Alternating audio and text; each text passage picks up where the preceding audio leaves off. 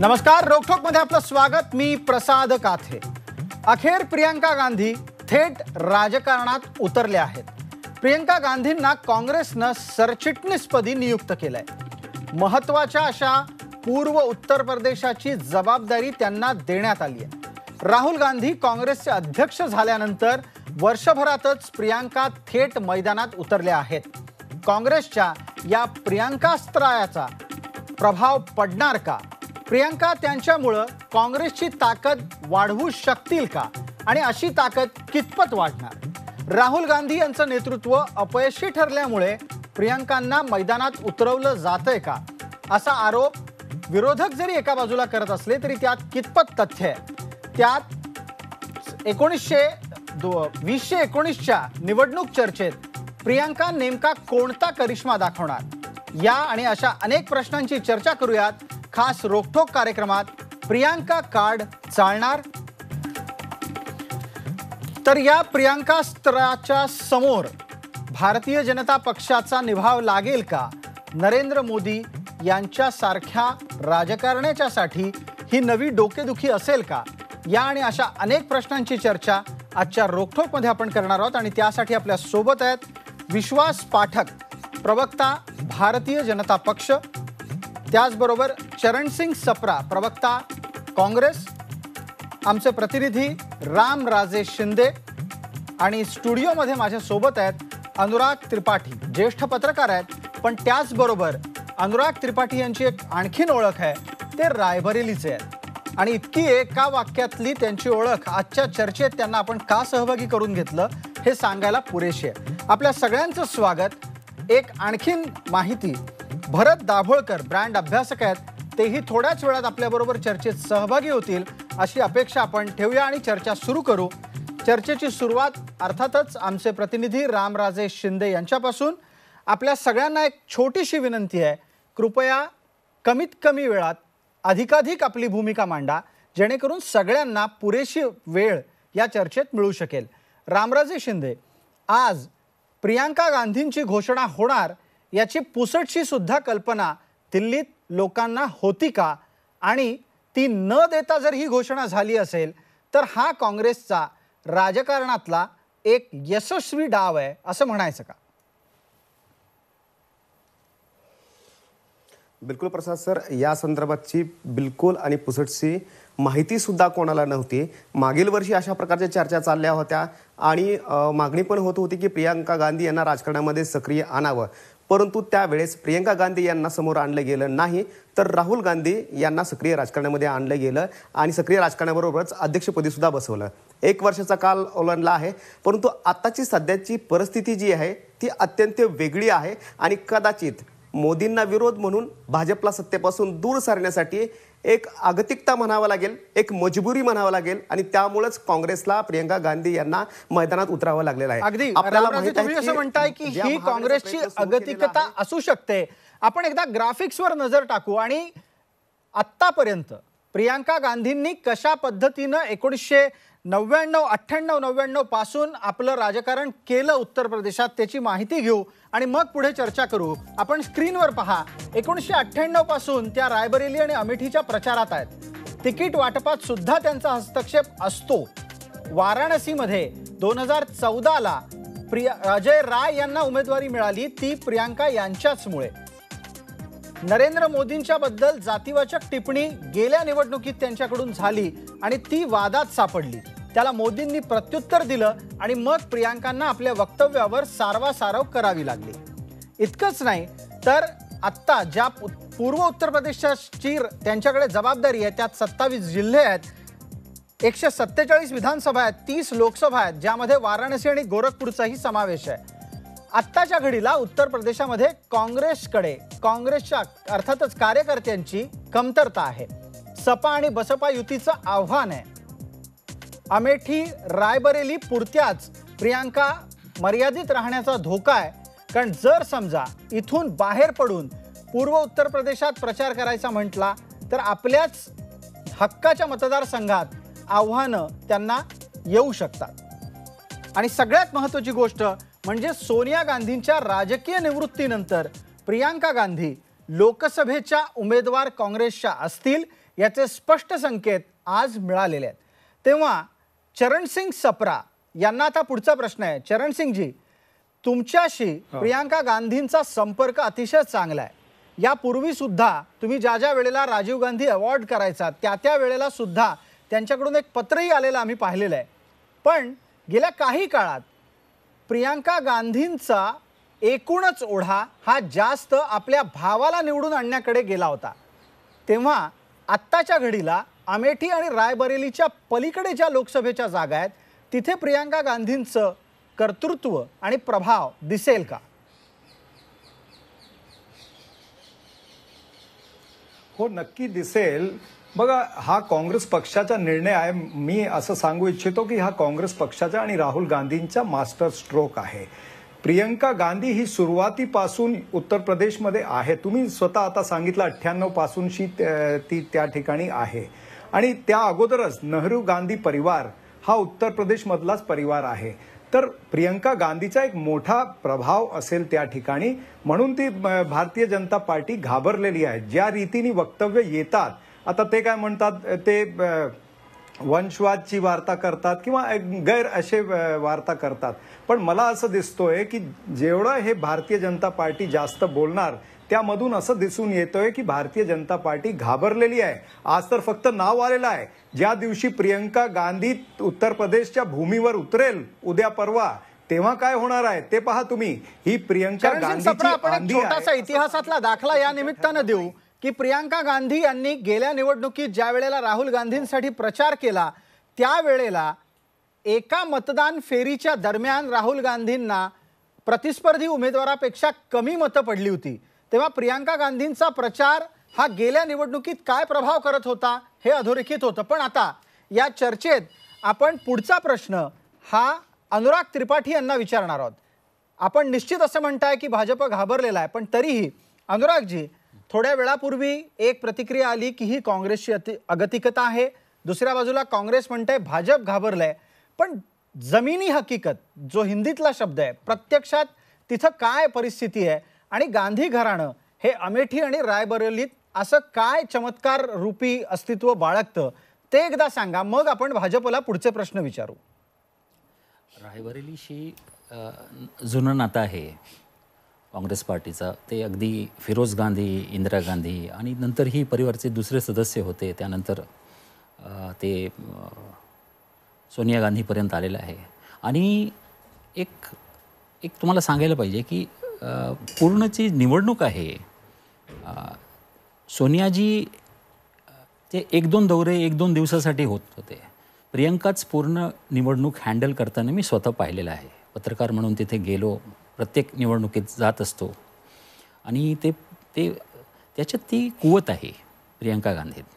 आणि एक मोठं म्हणजे एक मोठं काय बदललं काय आहे, BJPला पूर्णपणे आपलं पूर्ण हे जे चित्र आहे ते बदलावं लागणार आहे.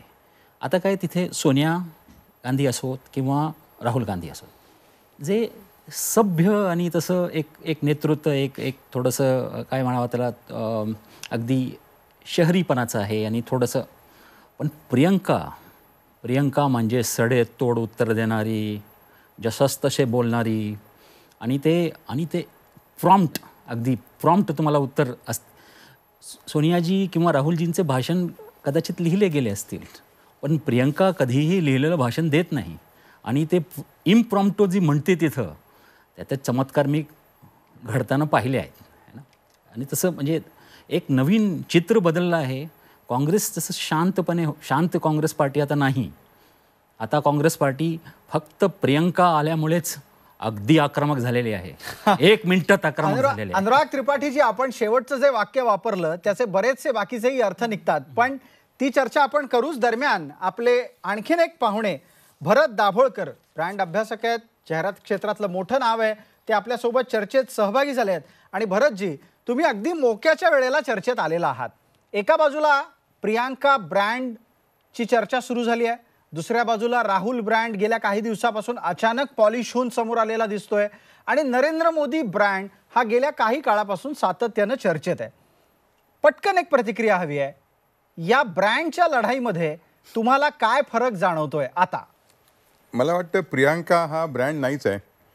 कारण नुसती ही मुलगी इंदिरा गांधीसारखी दिसते किंवा स्मार्टली बोलते म्हणून कोणी ब्रँड होत नाही. ब्रँड व्हायला काहीतरी क्वालिटीज लागतात की बाबा मला एक्सपिरियन्स आहे, मी पूर्वी काहीतरी काम केलेलं आहे, म्हणजे राजकीय काम असो किंवा सामाजिक काम असो, मी काहीतरी त्यात सहभागी झालेली आहे, त्यांनी ब्रँड निर्माण होतो. नुसती आपण एक बाई बोलू शकते बोल्डली म्हणून कुठलाही म्हणजे पुरुष किंवा स्त्री कोणीही ब्रँड होऊ शकत नाही. तर मला वाटतं राहुल गांधी असोत किंवा प्रियांका असोत, ह्या लोकांनी अजूनही ब्रँड ही लेवल त्यांनी साधलेली नाही आहे. मग त्यांना सोनिया गांधींनी इतकी मेहनत करायला लागेल आणि त्या मेहनतीनंतर ब्रँड म्हणून ते दोघं प्रस्थापित होतील का? ते काय करायला पाहिजे होतं? समजा सोनिया गांधींची अशी इच्छा असती की ह्या दोघा मुलांना आपल्याला पुढे आणायचं आहे काँग्रेसमध्ये, तर त्यांना काहीतरी एखादी लहानशी जबाबदारी द्यायला पाहिजे होती. एखादी लहानशी समजा मिनिस्ट्री असेल की त्यात तुम्ही कामं करा, मग तुम्हाला कळेल की ब्युरोक्रेसीशी कसं डील करायचं किंवा बाकीच्या लोकांशी कसं डील करायचं. काहीही एक्सपिरियन्स नसताना तुम्ही जेव्हा एखाद्या माणसाला अगदी टॉपवर आणून ठेवता तेव्हा ते चालत नाही. असं ते आपले काही क्षणापुरतं ठीक असतं, म्हणजे जसं आपण म्हणतो की फिल्म स्टारला बघायला लोकांची गर्दी जमते, तशी गर्दी जमते, पण त्यात काही तथ्य नसतं. कारण त्यात त्यांना काही एक्सपिरियन्स नाही. प्रियांकाला काय एक्सपिरियन्स आहे किंवा पॉलिटिक्समध्ये त्यांनी काय केलेलं आहे किंवा त्यांनी समाजकार्य काय केलेलं आहे, ती नुसती आपली एक गांधी आहे म्हणून तिनं यायचं ह्याला काही मला वाटतं अर्थ राहत नाही. अगदी आपण विश्वास पाठक यांना आता पुढचा प्रश्न विचारणार आहोत. विश्वास पाठक, आपण चरणसिंग सप्रा यांना खरं तर या विषयावर बोलायचं आहे, पण चरणसिंगजी एक प्रश्न आपण विश्वास पाठक यांच्याकडून घेऊ जेणेकरून तुम्हाला अजून काही प्रश्नांची उत्तरं देता येतील. विश्वास पाठक, एकूणच भाजपची अगतिकता आहे आत्ताच्या घडीला टीका करणं राहुल गांधींवर आणि प्रियांकाला अनुल्लेखानं मारणं, की खरोखरच काँग्रेससाठी राहुल एक अडचण ठरू शकतात? बघा, राहुल गांधींचे नेतृत्व गुण या देशाने पाहिले, त्यांच्या पक्षांनी पाहिले. त्यामुळे 2019च्या मुकाबल्यामध्ये ते माननीय मोदींच्या अगेन्स्ट किती टिकतील हे त्यांना देखील साशंकता आहे. त्यामुळे त्यांना डबल इंजिन लावणं हे अपरिहार्य होतं, अगतिकता होती. मला याच्यामध्ये अजिबात आश्चर्य वाटलं नाही. काँग्रेसची जर आपण परंपरा बघितली तर नेहरूजी असो, इंदिराजी असो, राजीव गांधी असो, सोनियाजी असो, हे नेहमीच घराणेशाहीच्या माध्यमातून एक बॅकअप प्लॅन तयार होतात. नेहरूंनी इंदिराजींना तयार केलं, इंदिराजींनी राजीव गांधींना केलं, राजीव गांधी सोनियाजींना केलं, आणि आता सोनियाजी असतानाच त्यांनी राहुल गांधींना केलं. आता राहुल गांधी, राजीव गांधीने सोनिया गांधींना तयार केलं असं म्हणणं जरा थोडं तांत्रिकदृष्ट्या बरोबर नाहीये, पण ठीक आहे, तुमचा दावा असू शकतो विश्वास पाठक. नाही, म्हणून आता राहुल गांधींनंतर कोण, तर ते काय की फॉर्च्युनेटली अनफॉर्च्युनेटली एकटे असल्यामुळे त्यांनी आपल्या बहिणीला एक उत्तराधिकारी म्हणा किंवा बॅकअप प्लॅन म्हणून आणलेलं दिसत आहे. मात्र यांच्या घराण्यातले सगळे सदस्य देखील मैदानात उतरले तरी ज्या प्रकारचे आम्ही कामं केलेले 4.5 वर्षामध्ये आणि ज्या प्रकारचं नरेंद्र मोदींचं उत्तुंग व्यक्तिमत्व आहे त्याच्यासमोर यांचे सगळे प्रयत्न किती यशस्वी होतील हे आपण बघणारच आहे. पण तुम्हाला भीती वाटायला लागली आहे का प्रियांका गांधी आल्यानंतर? भीती कशी? आम्ही नेहरूजी, इंदिराजींचा मुकाबला करत करत 2 वरून आम्ही 274 पर्यंत गेलो, 284 पर्यंत गेलो. आम्हाला राहुल गांधी किंवा प्रियंका गांधी यांची भीती वाटण्याचं काही कारण नाही. आम्हाला कशाची भीती वाटते मग आता? आम्हाला भीती फक्त आमची स्वतःचीच वाटते आहे. आम्ही जे प्रॉमिसेस केले आहेत ते 4.5 वर्ष झालेले, आता 6 महिन्यामध्ये जास्तीत जास्त किती पूर्ण करू या दृष्टीनेच आमचे प्रयत्न आहे. बाकी आम्हाला कोणची भीती नाही. पुढच्या वेळेस देखील सरकार आमचंच येणार आहे. विरोधी पक्षाची भीती वाटण्याचं कारण नाही. राहिला प्रश्न उत्तर प्रदेशचा, तर तिकडे सपा बसपा सगळ्यांनी काँग्रेसला कसं झटकलेलं आहे हे आपण बघितलेलंच आहे. अगदी त्यानिमित्तानं आपण चरणसिंग सप्रांना विचारणार आहोत. चरणसिंगजी, एकूणातच काँग्रेसवर होणारे नेहमीचे आरोप या चर्चेत सुद्धा सुरुवातीच्या टप्प्यात होत आहेत, पण प्रियांका गांधी यांच्यामुळे काँग्रेसचा कार्यकर्ता आशावादी ठरतोय का? आणि दुसऱ्या बाजूला त्यांचं असं काय कर्तृत्व आहे की लोकांनी त्यांना बघून मतदान करावं? आणि जर त्यांना बघून मतदान करायचं असेल तर राहुल गांधींना बघून काय करावं? बघा, दाभोलकर मगाशी म्हणाले ब्रँडिंगच्या विषयावर त्यांनी भाष्य केला. ते दाभोलकरांचा अधिकार आहे की ब्रँड आहे की नाही आहे. आमची ती व्याख्या जी आहे ब्रँडिंगची ती वेगळी आहे. आणि दुसरा, दाभोलकर म्हणाले की प्रियंका गांधीला काय एक्सपिरियन्स आहे म्हणजे त्यांना ह्या पदावर घेऊन येण्याचा. मी यांना दाभोलकरांना सांगू इच्छितो की प्रियंका गांधी शासनाच्या पदावर आलेली नाही आहे. प्रियंका गांधी उत्तर प्रदेश, फक्त ईस्टर्न यूपी फक्त ईस्टर्न यूपीची ती प्रभारी झालेली आहे. हा काय एवढा मोठा पद नाही आहे. तर दाभोलकर साहेब, कुठे ना कुठे तुम्ही करेक्शन करून घ्या. हा पहिली गोष्ट. दुसरे जे आता भारतीय जनता पार्टीचे प्रवक्ता बोलले, डबल इंजिनची वार्ता त्यांनी केली. हो, आम्ही डबल इंजिन लावला. तुमच्याकडे तर 2.5 इंजिन आहे. म्हणजे मोदी, अमित शहा आणि अर्धा इंजिन अरुण जेटलीचे आहे तुमच्याकडे. तर 2.5 इंजिनच्या समोर जर 2 इंजिन जर लागले, आम्ही संघटनात्मक पार्टी आहे, पुढे संघटन असतं पाहिजे तुम्हाला. ते आमचा पक्षाचा निर्णय आहे. हो, पक्षाचा निर्णय आहे. तुम्ही 2.5 इंजिन लावलेले आहेत त्या ठिकाणी.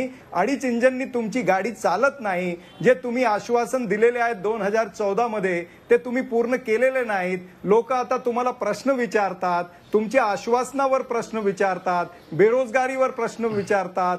ते आपल्या शेतकऱ्यांची काय हालत आहे. शेतकरी परवा पण इथे मुंबईत आले होते. चरणसिंग सप्रा, मी तुम्हाला थांबवतो याच्यासाठी, कारण एक जाहिरातीसाठी छोटी विश्रांती घ्यायची आहे.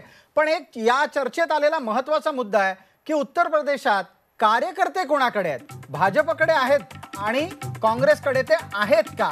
तेव्हा पुढच्या भागातली चर्चा आपण करताना यावर अधिक रोख ठेवू की जरी प्रियांका गांधी मैदानात उतरत असतील तरी निवडणुका जिंकण्यासाठी असलेलं कार्यकर्त्यांचं बळ हे नक्की कोणाकडे? तेव्हा रोखोकचा दुसरा भाग चुकवू नका.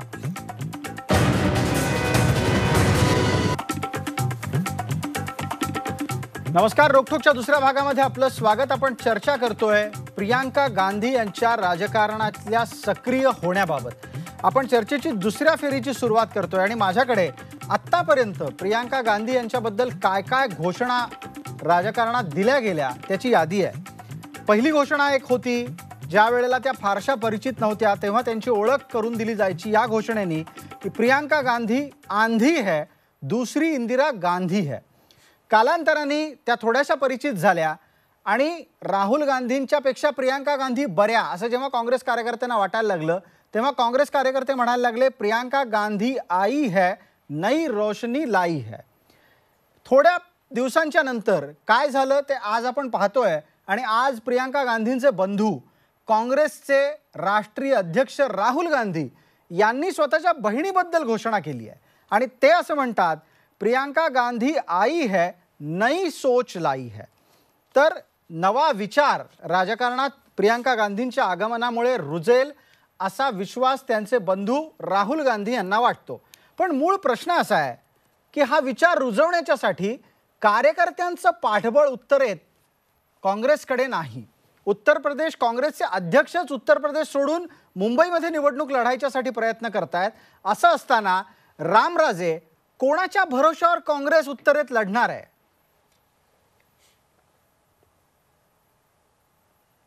बिलकुल प्रसादजी, मला इथे 2 मुद्दे मांडायचे आहेत.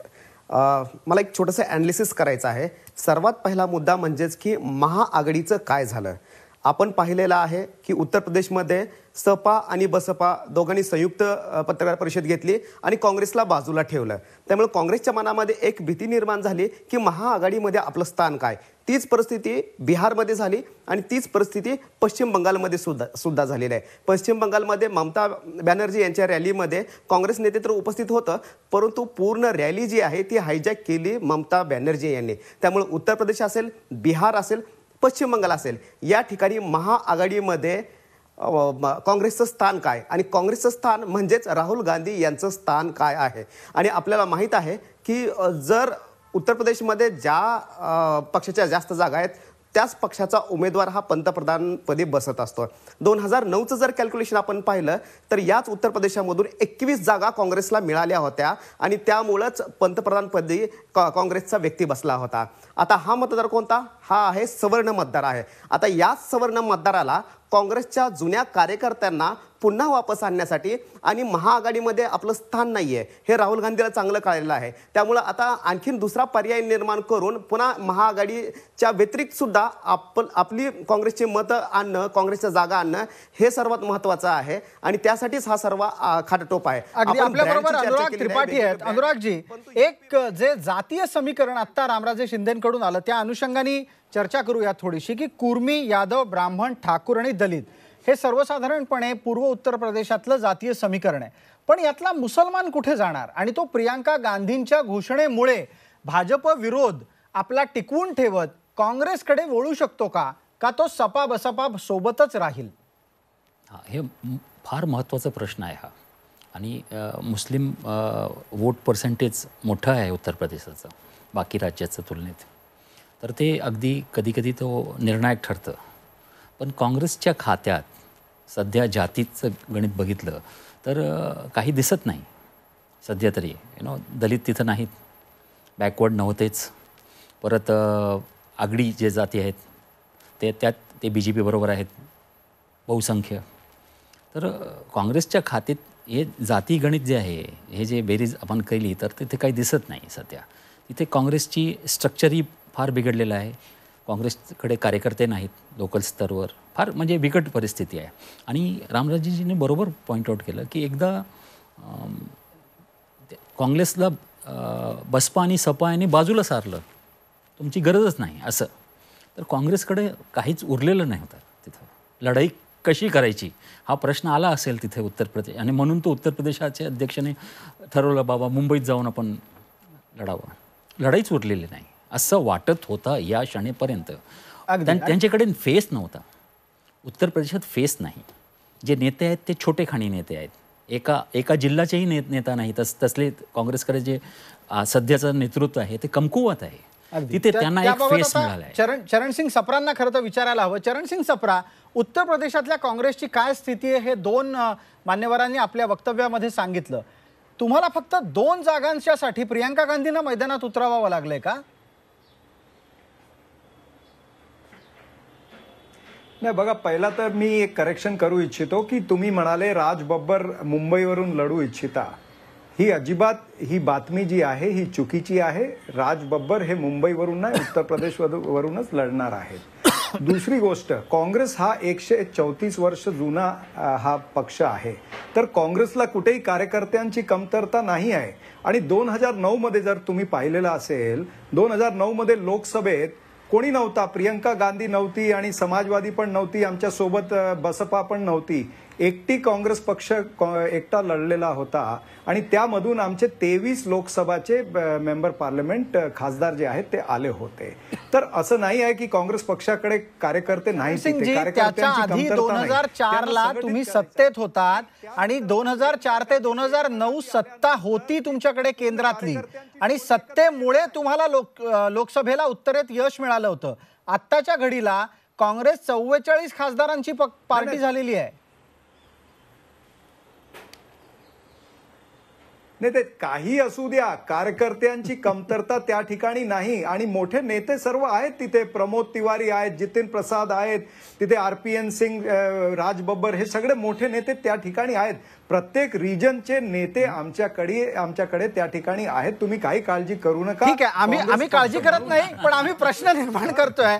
भरत दाभोळकरांना आपण या निमित्तानं चर्चेत प्रश्न विचारूयात पुढचा. भरतजी, ज्या पद्धतीचं चित्र दिसतंय, जातीय समीकरण उत्तर प्रदेशातलं नाकारून त्यावर चर्चा होऊ शकत नाही.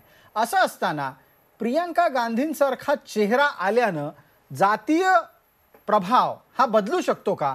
काँग्रेसच्यासाठी आत्ताच्या घडीला दलित मुसलमान ऐक्य फोडणं समोरच्यांचं आणि आपल्याकडे मतं वळवणं ही खूप मोठी आव्हानाची बाब आहे.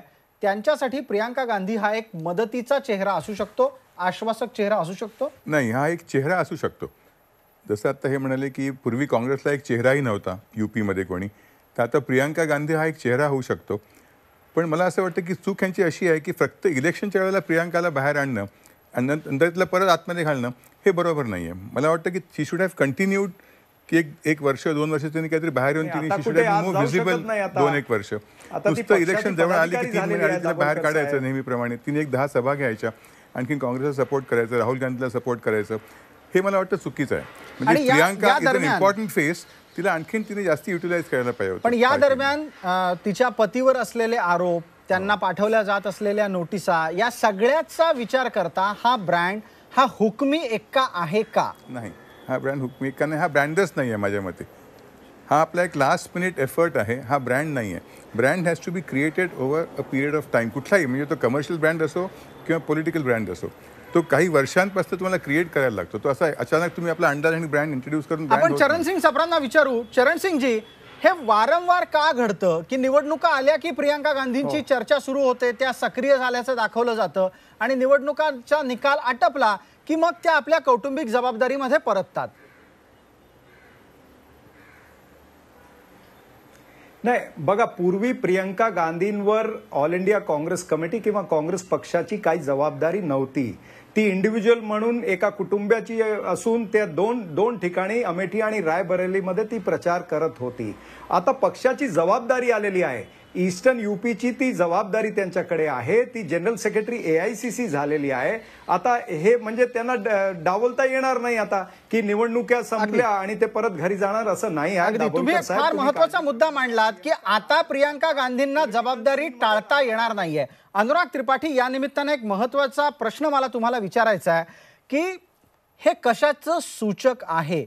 अमेठी आणि रायबरेली या 2 गांधी परिवारातल्या लोकसभांच्या सीटबद्दल, तिथल्या उमेदवारीबद्दल काही बदल संभवतात का? माझ्याकडे एक जनरल मला असं ऐकू आलं आहे की हे सीट स्वॅपिंग होणार आहे. प्रियंका जातील ते रायबरेलीचं काम बघत होत्या, ते जातील अमेठीला लढण्यासाठी आणि फार सेफर सीट रायबरेलीची आहे ती राहुलला दिली जाणार, असं चर्चा सुरू आहे. आता पुढं काय होणार काही सांगता येत नाही. अनुरागजी, तुम्ही या चर्चेमध्ये एक फार मोठी आणि महत्वाची बातमी देताय की रायबरेली आणि अमेठी यापैकी एका जागेवर प्रियंका गांधी लढू शकतात. पण मग या सगळ्याच्यासाठी आत्ता पूर्व उत्तर प्रदेशची पूर्ण जबाबदारी घ्यायची आणि लोकसभा पण लढायची, या 2 मोठ्या जबाबदाऱ्या त्या पेलणार कशा? 3 महिन्यात, अगदी 3 महिन्यात. भरत दाभोळकर बरोबर म्हणाले. मी एक त्यात माझ्या जोडण्याची इच्छा आहे. प्रियंका काय प्रभाव टाकेल ते म्हणजे काँग्रेसचं जे मनोबल तुटलेलं आहे पूर्णपणे, त्याच्यावर निश्चित प्रियंकाचा येण्याचा प्रभाव होणार. त्याच्याकडे वाक्चातुर्य आहे, सभाशास्त्र आहे तिच्याकडं, त्याला बोलता येतं. ती म्हणजे ते पॉलिटिशियनची एक देहबोली असते. ती देहबोली काँग्रेसमध्ये मी कुठलाही नेता, मोठ्या नेत्यापैकी ती देहबोली दिसतच नाही मला. ती प्रियंकाकडे आहे ना. मुलांना सावरणं, वृद्धा दिसली की त्याच्याकडे जाऊन बोलणं आणि त्याचं परत त्यांनी बोललं दुसरी तरफ, नाही ते ड्रामॅटिक इफेक्ट जे आहे ते त्याच्याकडे आहे. दुसरं तिच्याकडे पॉलिटिकल रिटॉरिक आहे आणि पॉलिटिकल रिटॉरिक फार मोठं असतं. बोफर्स काय होतं, एक पॉलिटिकल रिटॉरिकच होतं ना, आणि पूर्ण हिंदुस्थान बदलला त्यामुळे. तर एखादा पॉलिटिकल रिटॉरिक आणि अच्छे दिन आएंगे, एक पॉलिटिकल रिटॉरिकच होतं ते, बरोबर. अशा प्रकारच्या पॉलिटिकल रिटॉरिक काही काँग्रेसचं नुकसानही करू शकते ती, है ना, पण फायदाही करू शकते त्या मताने. म्हणजे थोडक्यात तुमचं म्हणणं आहे की ही दुधारी तलवार असेल. आपण या निमित्तानं झी24 तासच्या वतीनं जो 24तास.com या आमच्या वेबसाईटवर एक पोल झालाय, त्याचे निकाल पाहणार आहोत. आम्ही प्रश्न विचारला होता की प्रियंका गांधी सक्रिय राजकारणात आल्यामुळे भाजपला आव्हान निर्माण होईल का? उत्तरं काय आली आहेत पहा.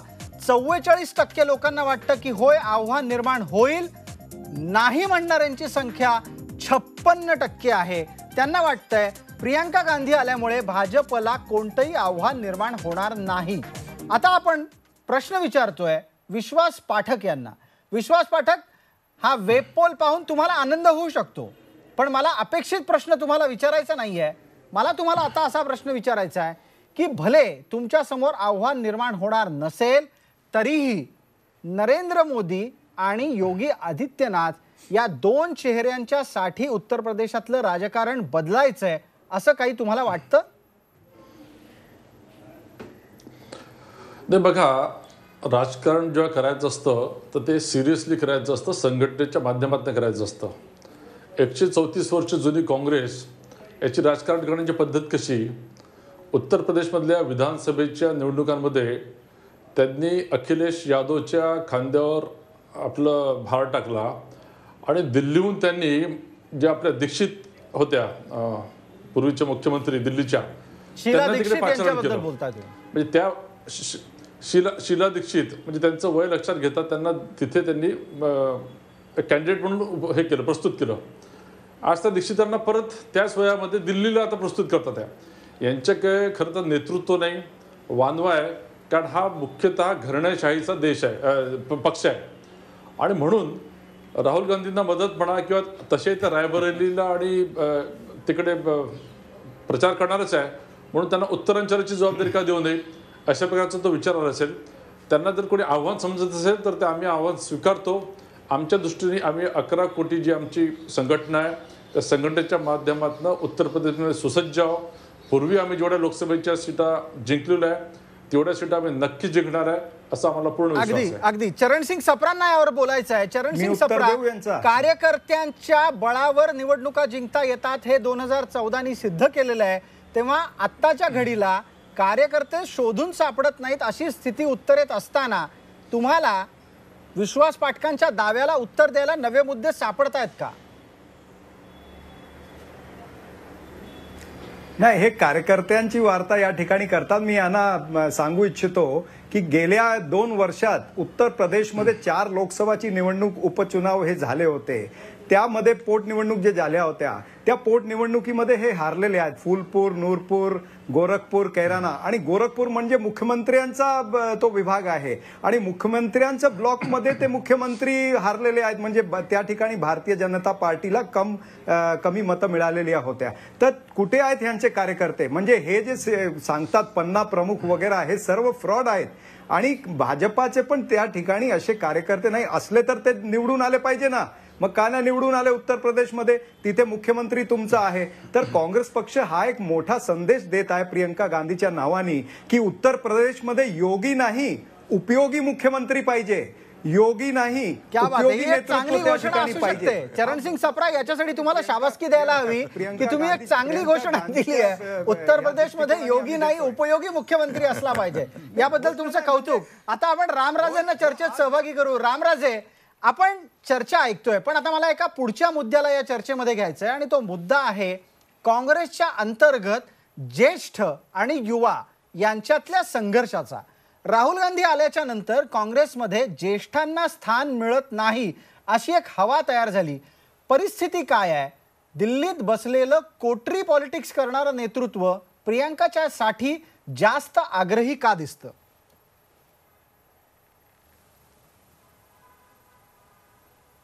बिलकुल कारण हेच आहे. आता मी पाहतोय आणि दररोज काँग्रेस ऑफिसच्या चक्रा पण असतात. राहुल गांधी अध्यक्ष झाले त्या दिवशी गर्दी होती, त्यानंतर काही तुरळक प्रमाणामध्ये गर्दी असायची. परंतु आज ज्या वेळेस प्रियंका गांधी यांचं नाव आलं त्यावेळेस नवचैतन्य निर्माण झालेलं आहे काँग्रेसच्या कार्यालयामध्ये.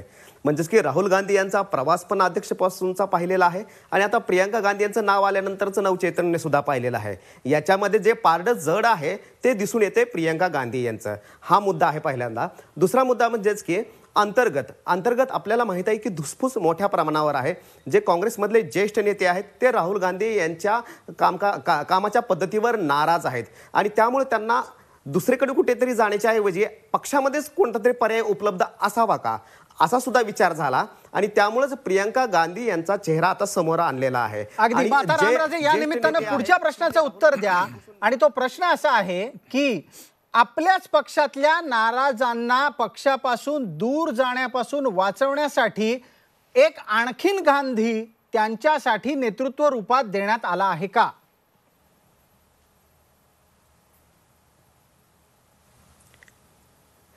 बिलकुल, तुम्ही जो प्रश्न विचारलेला आहे त्याचं उत्तर हेच आहे की त्यासाठीच हा पर्याय देण्यात आलेला आहे प्रियंका गांधी यांचा.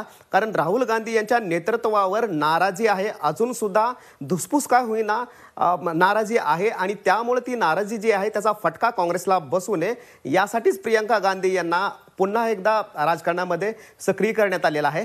दुसरा याच्यामध्ये मुद्दा म्हणजेच की आणखीन एक ब्रँड आहे योगी ब्रँड.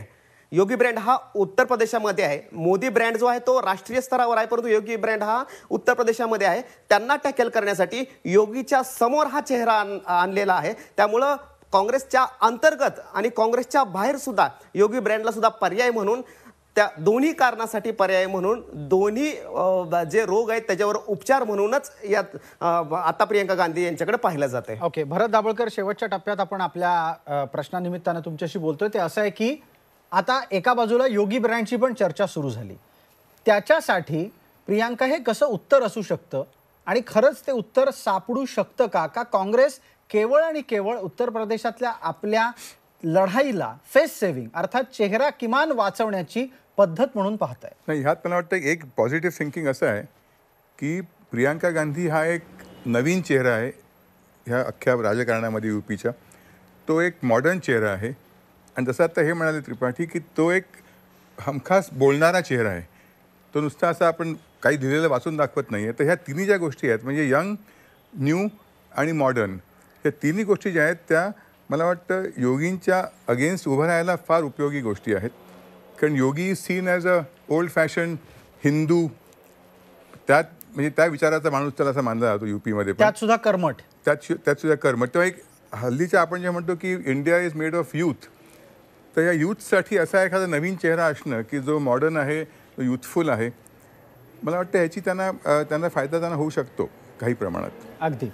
आपण सगळेजण या चर्चेत सहभागी झालात त्याबद्दल आपले धन्यवाद. आपण चर्चा इथे थांबवतोय कारण वेळेच्या अभावी आपल्याला या पुढे ही चर्चा नेता येणार नाही. पण तरीही जाता जाता प्रियांका गांधींच्या आगमनामुळे काँग्रेसमध्ये नवचैतन्य नक्कीच निर्माण झालंय.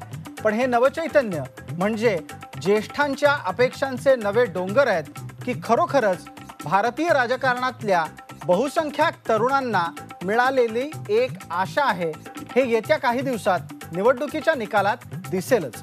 इतके दिवस काठावर राजकारण करणाऱ्या प्रियांका आता थेट राजकारणात उतरलेल्या आहेत. प्रियांका गांधींचा काँग्रेसला किती फायदा होईल हे निवडणूक निकालानंतर स्पष्ट होईल.